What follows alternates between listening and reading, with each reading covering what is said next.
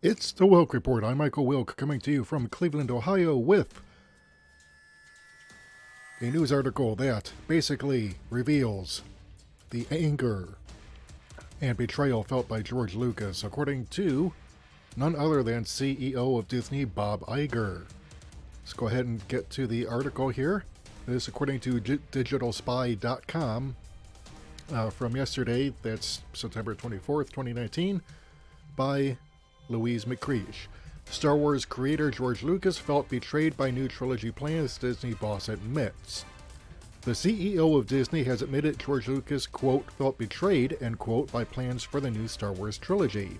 In his recently released memoir, The Ride of a Lifetime, Lessons Learned from 15 Years as CEO of the Walt Disney Company, Bob Iger told how discussions about the rebooted trilogy with the Star Wars creator grew complicated when the Disney board decided to err slightly from George's initial ideas about what the trilogy should look like. This followed Disney's acquisition of Lucasfilm back in 2012 and the company buying George's plot. At some point in the process, George told me that he had completed outlines for 3 new movies, Bob wrote. He agreed to send us 3 copies of the outlines, one for me, one for Walt Disney Company Senior Executive Vice President, General Counsel and Secretary Alan Braverman, and one for Co-Chairman and Chief Creative Officer, Walt Disney Studios, Alan Horn, who'd just been hired to run our studio. Alan Horn and I read George's outlines and decided we needed to buy them, though we made clear in the purchase agreement that we would not be contractually obligated to adhere to the plot lines he'd laid out. He knew that I was going to stand firm on the question of creative control, but it wasn't an easy thing for him to accept. And so he reluctantly agreed to be available to consult with us at our request. I promised that we would be open to his ideas. Yeah, that turned out not to be the case. This was not a hard promise to make. Of course, we would be open to George Lucas's ideas, but like the outlines, we would be under no obligation. Well, we know what happened 7 years after the fact. Obviously, Bob Iger, Alan Horn, and Kathleen Kennedy, and the rest of the screw-ups over at Lucasfilm decided, oh yeah, we don't need to adhere to anything George gave us. We'll just do our own thing and churn out movies every year like product on a factory conveyor belt. Yeah. But let me keep reading the article here. And so he reluctantly agreed to be available to consult with us at our request. I promised that we would be open to his ideas. All right, so yeah, just repeating that.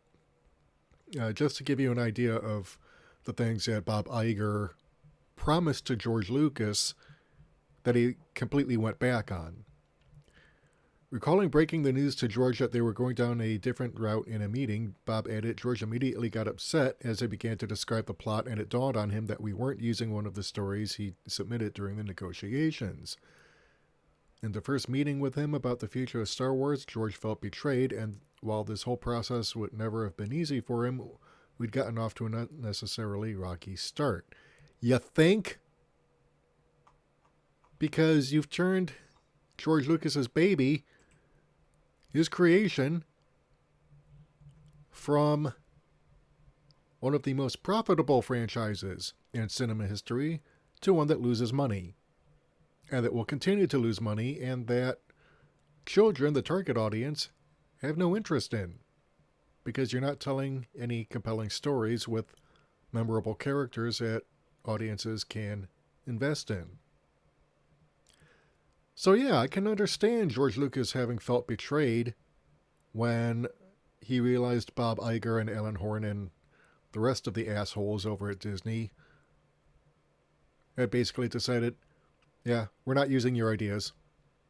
Screw you. We're doing our own thing. Now, granted, I've got my issues with George Lucas as a storyteller. I think he is far too willing to go back and show that he doesn't have confidence in his own abilities as a storyteller, because he kept tweaking the original trilogy, with the special editions and trying to do stuff that he obviously didn't get to do the first time around, and then technology allowed him to do a lot of that. And some of the changes in the special edition were okay. Others were just completely unnecessary, and it shows what happens when nobody's there to tell George Lucas, no, don't do this. This is a bad idea. Don't fucking do it. Because he's got nothing but yes people under him. So, that's my problem with George Lucas. But as a filmmaker and as a businessman, George Lucas has arguably altered the cinematic landscape permanently with his Star Wars trilogy, all right? Between him and Steven Spielberg back in the 70s, they pretty much took B movies out of cult status and catapulted them to the mainstream, for better or for worse. And in the realm of special effects, George Lucas and his company Industrial Light and Magic also changed cinema history in revolutionizing what could be done with special effects, not just with computer-generated imagery, but in practical effects too. Because if you go back and look at the original Jurassic Park movie that Steven Spielberg directed, released in 1993, the special effects still hold up, and that's because they used a mix of practical CGI and stop motion, and you can tell that there's real things there for the actors to react to. Now, granted, like I said, George Lucas went ahead and went off the rails with the prequel trilogy. He overused CGI. He, inserted storytelling devices in there like Qui-Gon Jinn that were completely unnecessary and redundant because, he basically retconned a bunch of stuff that was never in the original trilogy. So, the man is a flawed storyteller, all right? But as a filmmaker and as a businessman, he is a genius, and we owe him a great deal that, honestly, we just are never going to be able to completely thank him for, because he has given us so much. In fact, he gave us the original Star Wars. I mean, yeah, you can criticize him for not giving enough credit to the people who brought his vision to life, but it was still his vision. And it was his vision that, was inspired by so many influences, everything from World War II films to Republic serials, Flash Gordon, Buck Rogers, to J.R.R. Tolkien, to Kurosawa films, John Ford westerns. All this stuff got filtered through that incredible brain of his and put out onto the screen for us in the form of Star Wars. And this is what Disney did. Because they wanted to buy his studio and churn out product like on a factory conveyor belt, and no one was willing to even adhere to the outlines, not even full screenplays, but mere outlines that he submitted for where he thought the trilogy should go. And honestly, this could have been the trilogy in which the original cast, the surviving cast, handed the torch, as it were, onto a new generation of Force wielders and rebels, but Disney blew it. Because they decided, we're just going to undo the ending of Return of the Jedi and, completely redo it with all these Mary Sue and Gary Stu characters.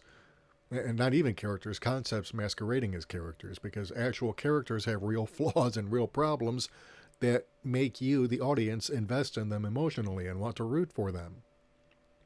And even with villains. I mean, Darth Vader was a memorable villain. He was revealed to be Luke Skywalker's father, the one who betrayed the Jedi and destroyed them and sided with the Emperor and became his chief lackey. And Luke Skywalker, basically faced down both his own father and the Emperor himself, the two baddest asses in the galaxy, just to redeem his father from the dark side and bring it back to the light. And he succeeded. All right? That is a story that George Lucas told. And Disney decided, we don't like that. We're just going to completely undo it. Because fuck you. You know, this is the kind of disrespect that is on display here at and this article by Digital Spy, you know, like I said, you know, it just goes to show. In fact, here they've got an embedded featurette here.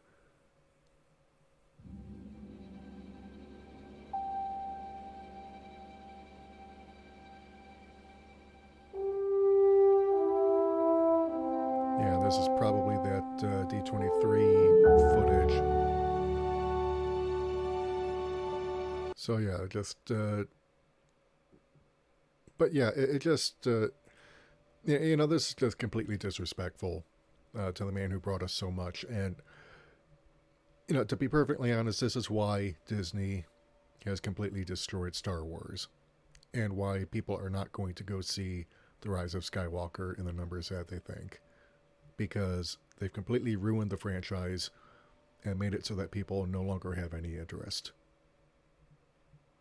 And they disrespected George Lucas like this. I mean, like I said, for all his flaws as a storyteller, you cannot deny his contributions to the industry. And to treat him like this by treating his biggest and best creation in this manner, it just pisses me off.